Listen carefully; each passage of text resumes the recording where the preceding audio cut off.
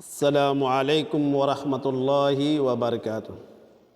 حامدا و مصلیا اما بعد، اعوذ باللہ من الشیطان الرجیم، بسم اللہ الرحمن الرحیم۔ وضرب اللہ مثلا قریۃ کانت آمنۃ مطمئنۃ یاتیہا رزقها رغدا من کل مکان فکفرت بأنعم اللہ۔ رب اشرح لی صدری ویسر لی امری واحلل عقدۃ من لسانی یفقہوا قولی۔ رب زدنی علما، رب زدنی علما، اللہم رب زدنی علما۔ عزیز طلبہ، آج کا یہ محاضرہ صحیح اسلامی عقیدہ سے محاضرہ نمبر 4 ہے۔ اس محاضرہ میں آپ کفر کی دوسری قسم، نوع ثانی کفر کی دوسری قسم کفر اصغر کے بارے میں جانیں گے انشاءاللہ۔ اس کے بعد پھر کفر کے کچھ چند الفاظ اور کفر کے کچھ ایسے اعمال جس کی وجہ سے آدمی کافر ہو جاتا، وہ بھی بتاؤں گا انشاءاللہ۔ ابھی ہم نے آپ کے سامنے قرآن عزیز سورۃ النحل آیت نمبر 112 پڑھی ہے۔ یہ اللہ تعالیٰ نے ایک بستی والوں کو کفر، ناشکری کا مثال دیتے ہوئے ارشاد فرمایا ہے۔ ایک بات اور سمجھیں، کفر اکبر سے انسان دین سے خارج ہو جاتا ہے، لیکن کفر اصغر یعنی چھوٹا کفر سے یہ دین سے خارج نہیں کرتا ہے۔ یہ کفر اصغر دین سے خارج نہیں کرتا ہے، بلکہ یہ ایسے گناہ ہیں جن کا نام کتاب و سنت میں کفر آیا ہے، لیکن یہ کفر اصغر ہے اور یہ کفر اکبر کے حد تک نہیں پہنچتے ہیں۔ جیسا کہ اللہ تعالیٰ کا ارشاد میں نے آپ کے سامنے ابھی پیش کیے، وضرب اللہ مثلا قریۃ، کہ اللہ نے ایسی بستی کی مثال بیان کی ہے، وہاں کے لوگ امن و اطمینان سے تھے، ہر طرح سے ان کی روزی فراغت کے ساتھ چلی آ رہی تھی، مل رہی تھی، پھر بھی ان لوگوں نے اللہ کی نعمتوں کی ناشکری کی۔ اس آیت میں فکفرت کا لفظ آیا ہے، اس سے مراد کفر اصغر ہے، یعنی اللہ کی نعمتوں کی ناشکری کی ان لوگوں نے، تو اللہ تعالیٰ نے ان کی وہ عیش و عشرت، وہ نعمتیں، وہ رزق، وہ روزیاں اللہ تعالیٰ نے اس سے چھین لیا ناشکری کی وجہ سے۔ تو کفر اصغر سے انسان دین سے خارج نہیں ہوتا ہے، لیکن یہ ایک ایسا گناہ ہے جس کی وجہ سے کبھی کبھی اللہ تعالیٰ اس کے رزق کو چھین لیتا ہے، یا اس کے اوپر کچھ اللہ کی طرف سے کچھ وعیدیں نازل ہوتی ہیں۔ آئیے حدیث کی روشنی میں دیکھیں۔ حدیث اس طرح ہے، عن ابن مسعود رضی اللہ تعالی عنہ قال قال رسول اللہ صلی اللہ علیہ وسلم سباب المسلم فسوق وقتالہ کفر، متفق علیہ۔ راوی حدیث حضرت عبداللہ ابن مسعود رضی اللہ تعالی عنہ روایت کرتے ہیں کہ اللہ کے نبی صلی اللہ علیہ وسلم نے فرمایا، مسلمان کی گالی دینا فسق ہے اور اس سے جھگڑنا کفر ہے۔ قتال سے مراد یہاں اس سے لڑائی جھگڑا مراد ہے۔ اگر کسی مسلمان سے کوئی لڑائی جھگڑا کرتا ہے، گالی گلوچ کرتا ہے، تو یہ گالی گلوچ کیا ہے؟ فسق ہے، اور لڑائی جھگڑا کرنا یہ کفر ہے۔ یہ کفر اصغر کی مثال اور باتیں ہیں۔ اس طرح کے کام، جیسے کسی مسلمان سے ہم نے بحث بازی کی، گالی دیا، گالی گلوچ کیا، تو یہ فسق ہے، اور اس سے لڑائی جھگڑا کیا ہے تو یہ کفر ہے، یاد رکھنا۔ یہ دو مثالیں آپ کے سامنے پیش کی۔ اب آئیے آپ سنیں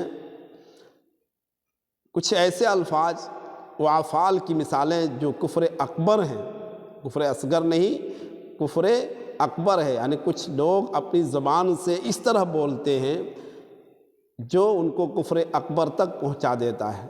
چند مثالیں آپ کے سامنے میں پیش کر رہا ہوں، الفاظ کفر اکبر کی چند مثالیں غور کریں۔ پہلی مثال، اللہ تعالیٰ کو یا دین اسلام کو یا تمام فرشتوں کو یا رسولوں کو یا ان میں سے کسی ایک کو برا کہنا، یہ کیا ہے؟ اس طرح کا الفاظ، یعنی اللہ کے تعلق سے برا کہنا، دین اسلام کی مذمت اور برائی کرنا، فرشتوں کی برائی کرنا یا رسولوں کو برا بھلا کہنا، یہ کیا ہے؟ کفر کے الفاظ ہیں۔ اگر کوئی اپنی زبان سے ایسی باتیں کہتا ہے تو یہ کفر کر رہا ہے، کفریہ لفظ ہے، اس سے آدمی کو بچنا چاہیے ورنہ اللہ کا عذاب آ جائے کفر اکبر سے۔ دوسری مثال، نبی کریم صلی اللہ علیہ وسلم کو یا رسولوں میں سے کسی ایک کو برا کہنا۔ انبیاء کرام کو اللہ تعالیٰ نے حضرت آدم سے شروع کر کے حضرت عیسیٰ اور عیسیٰ کے بعد آخری نبینا محمد رسول اللہ صلی اللہ علیہ وسلم، ہمارے نبی محمد صلی اللہ علیہ وسلم تک یہ انبیاء کرام، ان میں سے کسی بھی نبی کو یا آخری نبی صلی اللہ علیہ وسلم کو کسی کو بھی برا بھلا اگر کوئی کہتا ہے، اس کی توہین کرتا ہے اور اس کی تکذیب کرتا ہے، جھوٹلاتا ہے، تو یہ کفر ہے۔ اسی طرح تیسری مثال، اللہ کا استہزاء اور مذاق اڑانا یا اس کے فرشتوں یا اس کے رسولوں یا دین کا مذاق اڑانا، یہ کفر اکبر میں ہے۔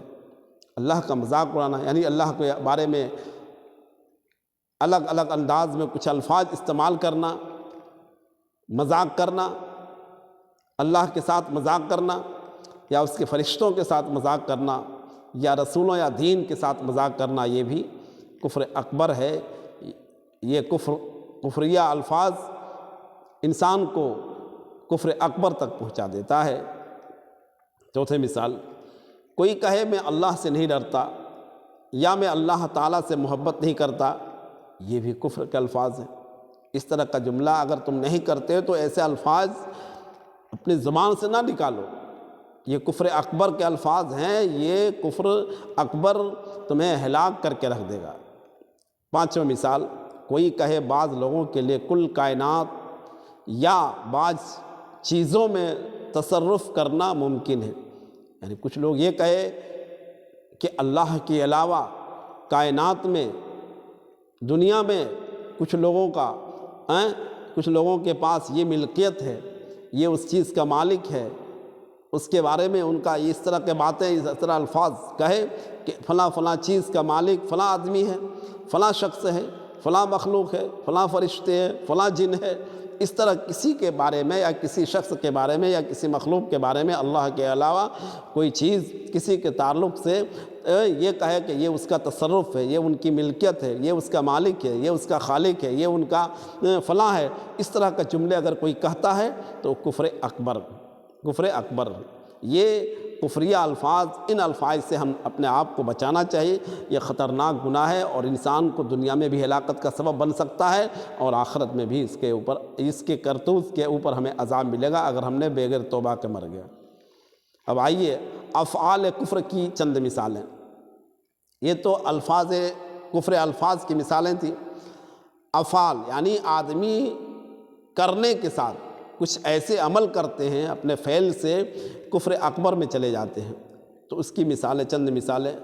پہلی مثال، مصحف یعنی قرآن کے کچھ ٹکڑے، کچھ حصے یا آسمانی کتابوں سے کوئی کتاب یا قرآن مقدس جس میں اللہ کا ذکر ہو، جیسے کہ اللہ رب العالمین نے فرمایا صحف ابراہیم و موسیٰ، کوئی بھی صحیفہ قرآن جو اللہ کی طرف سے نازل کردہ کتاب ہے، ان کتابوں میں جس میں اللہ کا ذکر ہے، اسے جان بوجھ کر قصداً گندگی کے جگہوں میں ڈال دینا، یعنی اس کی توہین کرنا، تذلیل کرنا اور گندگی کی جگہ پر ڈال دینا، یا گندگی اس کے اوپر لیپ پوت کر دینا، یا گندگی کی جگہ پر قصداً اس کو لے جانا، پیشاب کا خانے میں، لیٹرنگ میں یا ایسی جگہ جہاں خطرناک گندگی وہاں لے جانا، یہ کیا ہے؟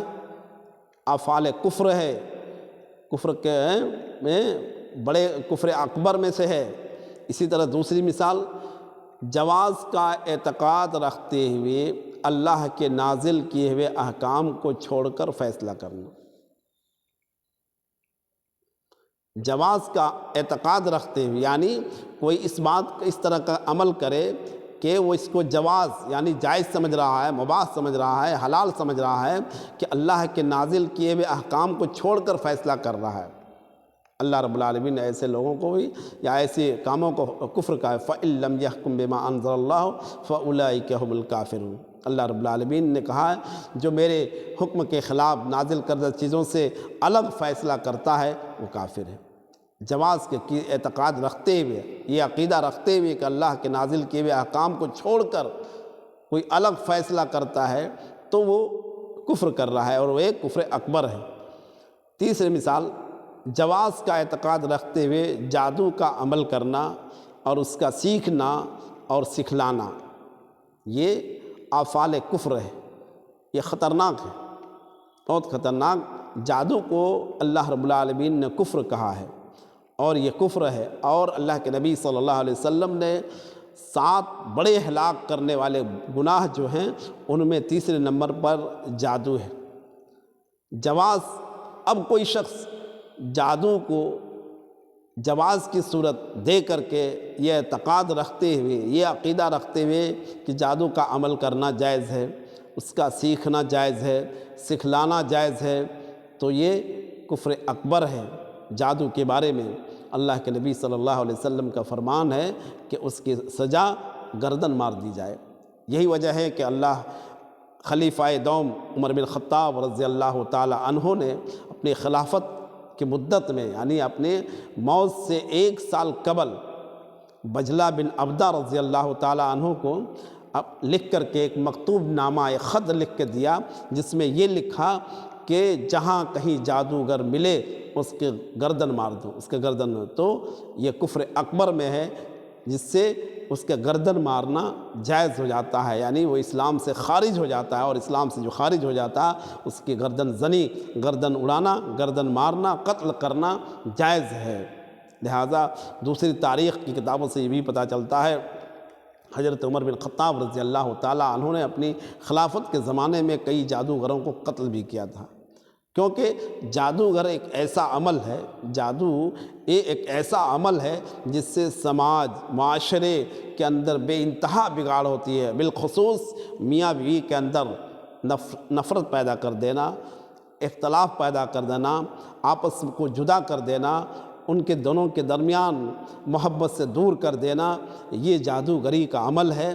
یہ ایسا جادوگر کفر کر رہا ہے، اور ایسا کفر اللہ تعالیٰ کے ہاں اس کا حکم ہے کہ دنیا میں اگر اس کی سزا ہے تو قتل ہے، اور آخرت میں بھی یہ کفر کی سزا پائیں گے۔ اللہ سے دعا ہے کہ اللہ تعالیٰ ہم تمام لوگوں کو قرآن و سنت پر عمل کرنے کی توفیق دے، اور جادو، گنڈے اور تعویذ گنڈے وغیرہ سے رب العالمین ہم سب کو بچائے، کفر کے الفاظ سے بھی بچائے، اور کفر کے افعال کفر کی بڑے بڑے کفر سے ہمیں بچائے۔ آؤ عزیز طلبہ، ایک بات اور بتا دوں، یہ پہلا سبق ختم ہوا ہے، اس کے اندر 5 سوال ہیں، سوال کا بھی مشق کرنا۔ پہلا سوال ہے کفر کی لغوی اور شرعی تعریف کرو، یعنی اس کو اپنے کاپی میں لکھ کر کے اس کے جواب لکھنا ہے اپنی کتاب سے، جو میں نے بتایا اس انداز میں۔